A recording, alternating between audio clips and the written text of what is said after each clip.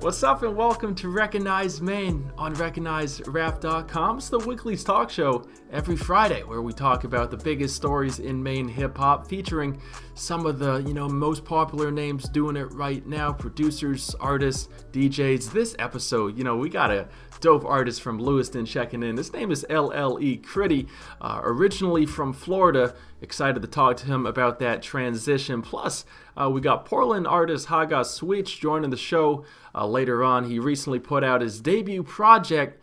That's dope. Worth checking out. He'll be on the show as well as the music critic Danny at the end of this episode for the weekly segment, Jammy with Danny. And, before we get going here, just want to wish everyone a happy holidays. I know Hanukkah got started last night, and, Christmas right around the corner. For anyone still doing that holiday shopping, like myself, all of our procrastinators out there, fortunately there's, 2-day shipping, 3-day shipping for all these gifts coming in.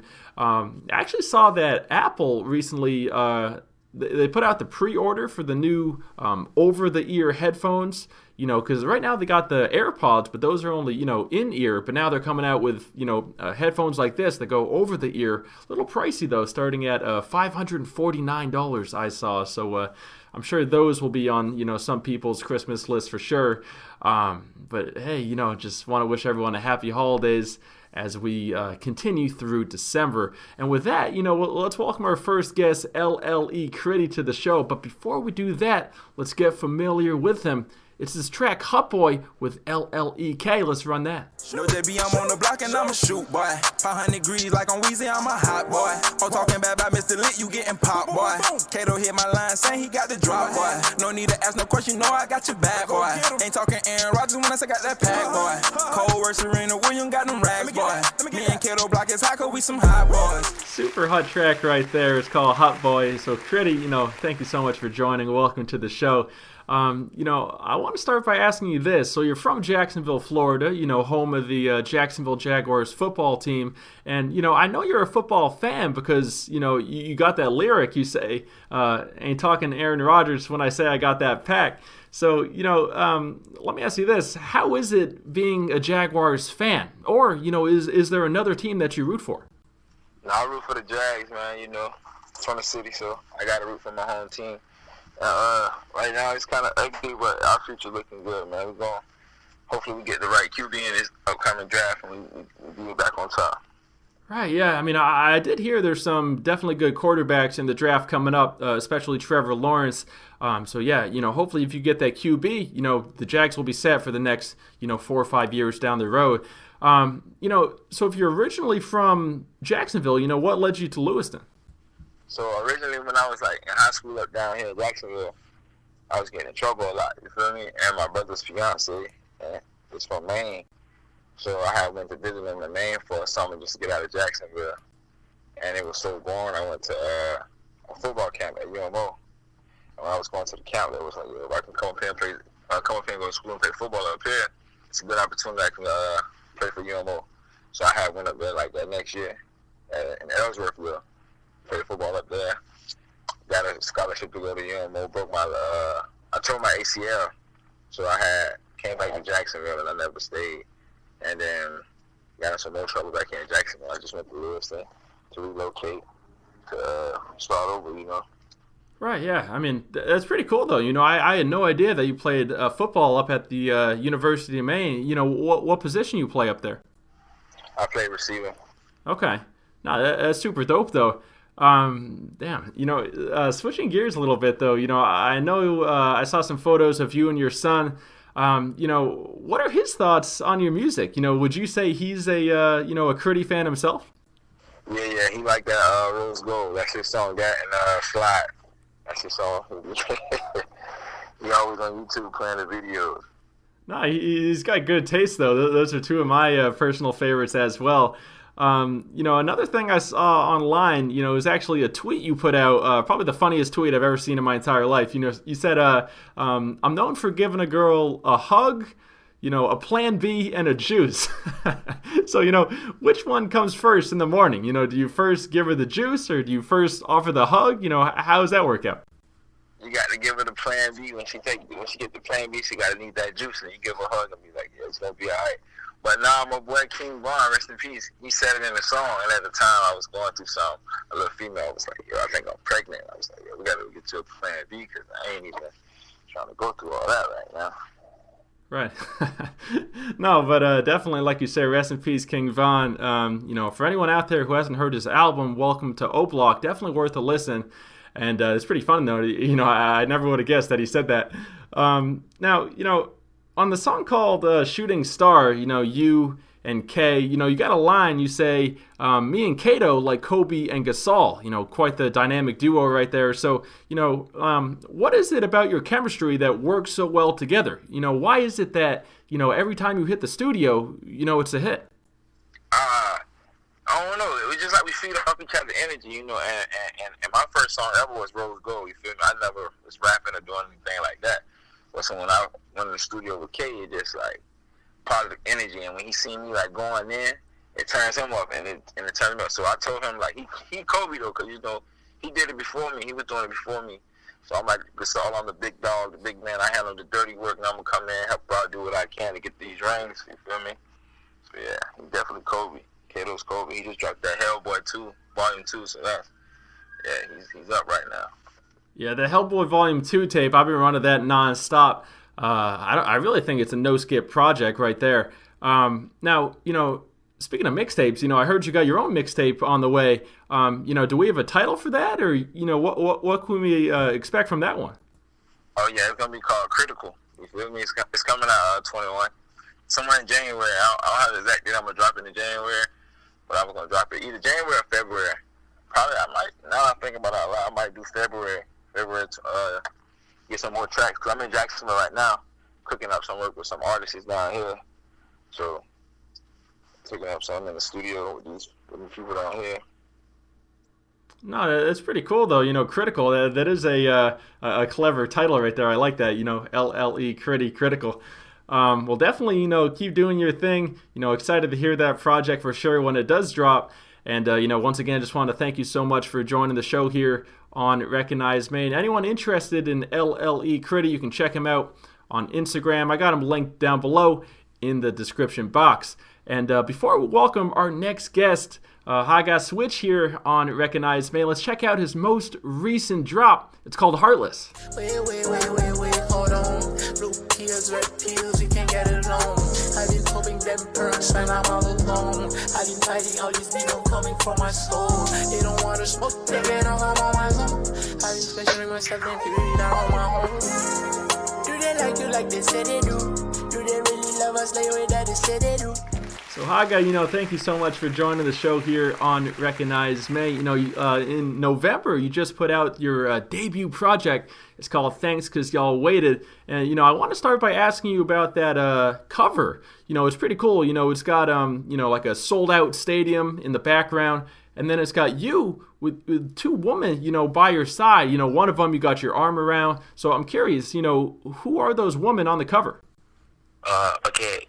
These women are not like real person that we can identify, but these women are representation of motivation and inspiration. Because I've met a lot of women in my life, and a lot of them like they really like came to me and motivated me, and a lot of them I take inspiration from them. Either they did me wrong one day or they did me good. Everything like my experiences with women, I like use it and to get inspiration. So they are a representation of my inspiration and motivation. That's why I put women in there. And because a lot of women been waiting for it, that's why I wanted to have women. No, it's pretty cool, though. You know, I never would have guessed, you know, that they're kind of more symbolic references there rather than, you know, real people. It's pretty cool right there. Now, you know, listening to your project, you know, I hear a lot of Lil Durk inspiration, which is dope, you know, because Durk's one of my personal favorite artists. You know, he's the type of rapper to really, you know, bleed his soul onto every track. You know, so what is it about Durk's music that, you know, speaks to you? You know, why do you find his music, you know, so inspiring? I really like Lil Durk. I like his music because he is real, and every time I've been down mentally, like I've been like every time I've been like broke, every time I've been like I got like goals to follow.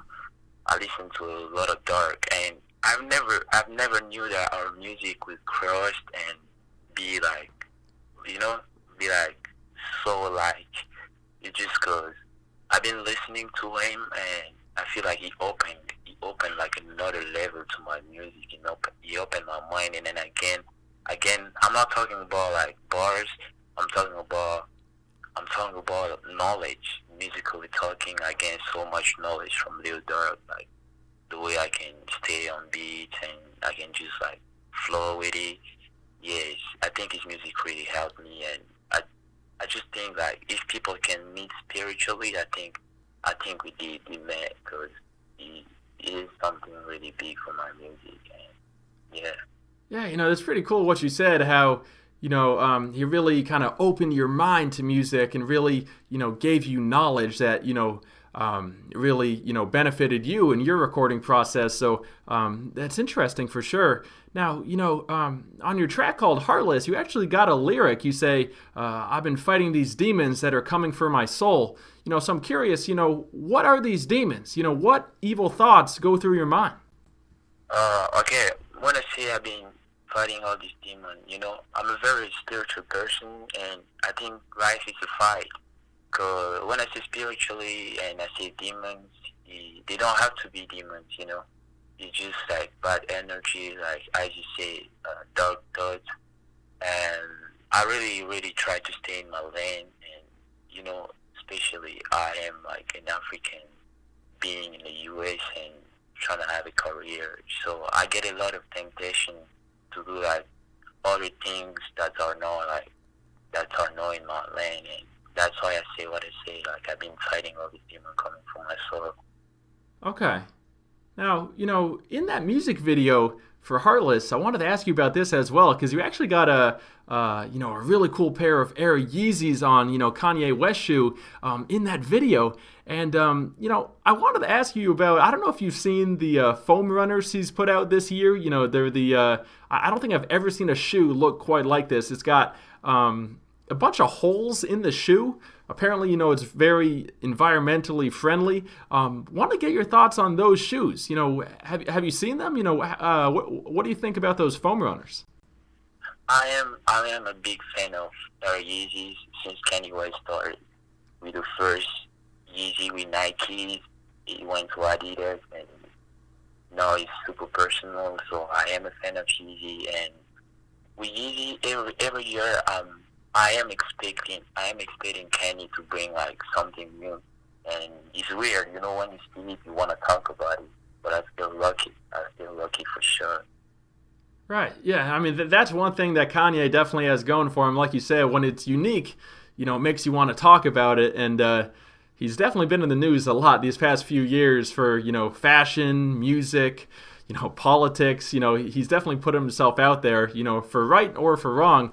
But you got to give him that, though. And, the last question I wanted to ask you about, on your project, you actually got a track called Linga Love where you rap in Lingala.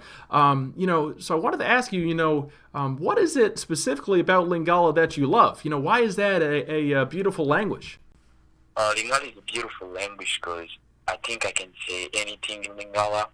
I feel like it's like English. You can say absolutely anything in Lingala, and I like Lingala because it's a big language, even though it's not like considered as a first language or an official language. But Lingala is like a language that have a lot of speakers, and I like making music in Lingala because that's where I started with music. When I started music, I was doing it in Lingala.